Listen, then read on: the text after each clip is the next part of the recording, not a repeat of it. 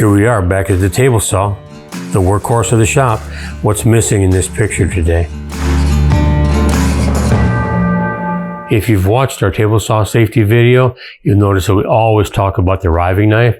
One of the things that's really critical for shop safety is to have a riving knife in your table saw at all times. There are a few exceptions to that, but today we're not going to worry about those so much. I'm going to show you how to put the riving knife into the saw and show you a little bit about what it does.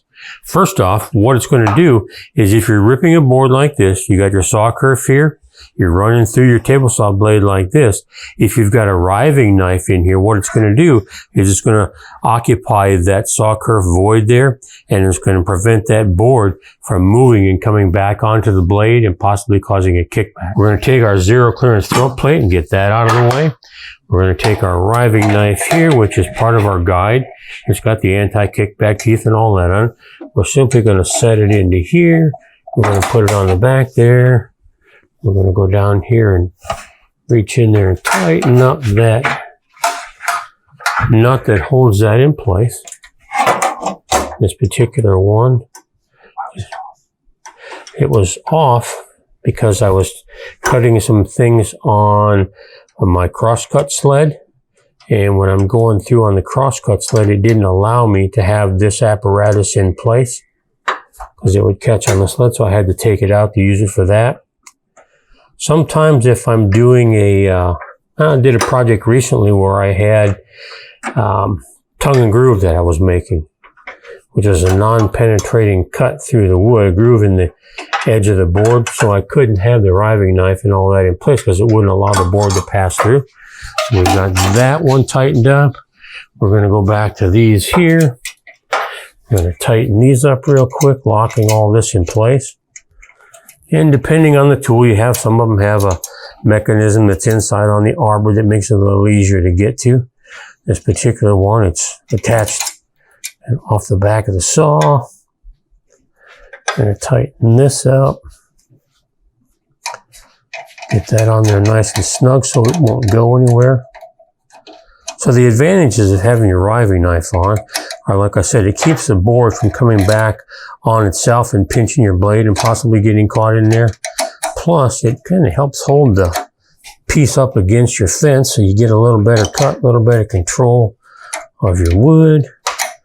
There, we've got that nice and tight. And then there, we've got our guard and riving knife in place.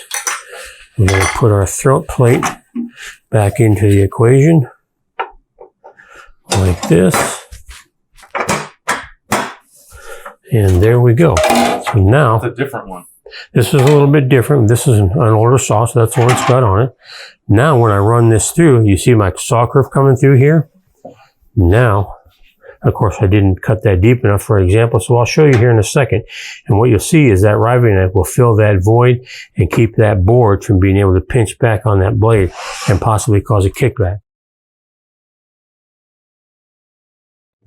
The saw blade height only needs to be such that what you're looking at from the side, you've got 3, maybe 4 teeth showing. That's all the higher it needs to be.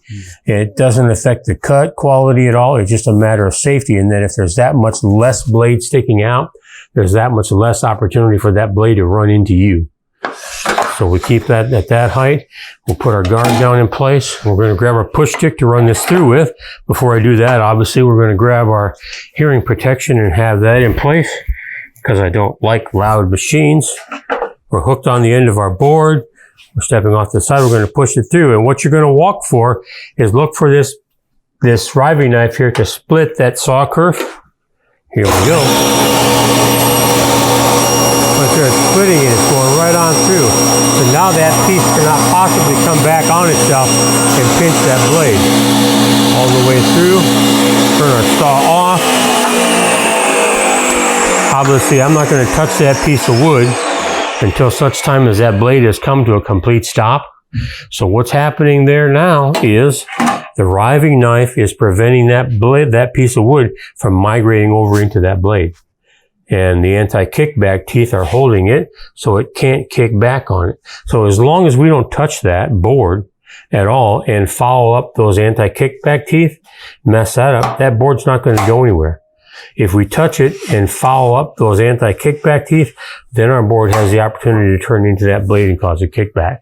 So the riving knife is super important from a couple of perspectives.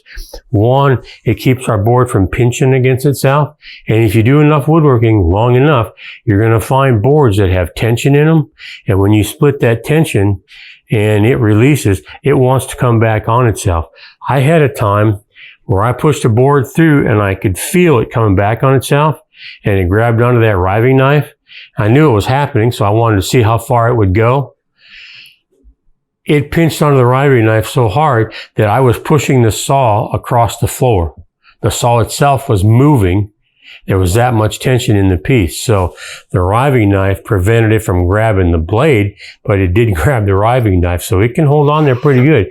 Eventually you'll run into boards that have that kind of tension in them, and the riving knife is your best friend to keep that kickback from happening. So always have it in place. You know, there are obviously a couple of exceptions to every rule, but when you have a riving knife in place, that's your biggest added safety benefit you can have on your table saw.